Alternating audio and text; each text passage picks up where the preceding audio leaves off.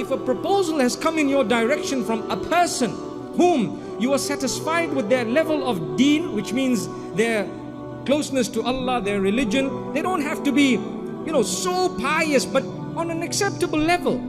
Perhaps they read their salah, they're responsible in their relationship with Allah, and secondly, their character and conduct is of an acceptable level. If you have those two, then let it happen. And you know what the hadith says? If you don't, oh, this is my favorite part. Do you know why it's my favorite part?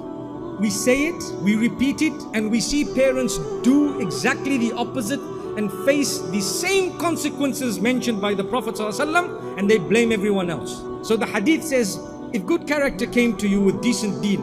Now what does good character mean? You need a responsible guy, responsible person. So you have responsibility, mashallah. They're responsible and they have deen. They're good character. I can talk to a young man for a few moments and I can have an idea of how he carries himself. For example, I may not know the details. I could find out. You could go deeper and deeper. And don't just be satisfied at a statement uttered by someone. You know what?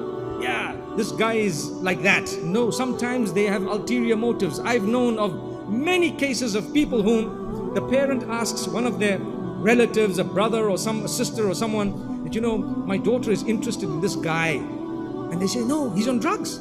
But you know what? He's not.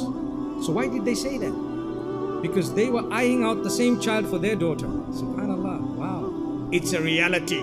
You may not like what I just said. There are some from amongst you who are really, really in that situation. Subhanallah. Where people just come and say nasty things. They've said it about me and about you. Anything they can say. This guy is like this guy promotes violence, he hates it, and you know it's not true. It's absolutely false. But why do they say it? Because of some weakness they have. You need to help them.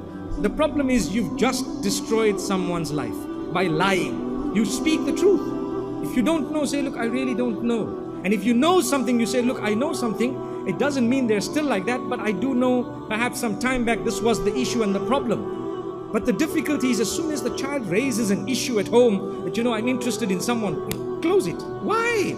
We're living in a world where we interact with people. You probably have the best child. It doesn't mean that because she has come up or he has come up to you with some suggestion from the school or the workplace that they're already having an affair. It doesn't mean that. It doesn't mean that they've started in a haram way. Not necessarily. You have to take it seriously. You have to communicate. You find out. And if that person happens to be genuine, if that person, no matter who they are, where they come from, if they happen to be genuine, sincere, guess what? You're going to have an uphill task trying to say no now, because you have Allah and His Rasul on one side and you have your ego on the other. Subhanallah. Like I said, you might have had your dream, but you have to adjust it as time passes. Because now something I didn't calculate has just happened. How should I deal with it? We're living in the real world. You're going to have to deal with it by facing it, by understanding it. Like I said, look at the guidelines of the deen and try your best to help your child. My beloved children, definitely take what your parents have to say seriously. And if they don't listen to you at all, try again and keep trying.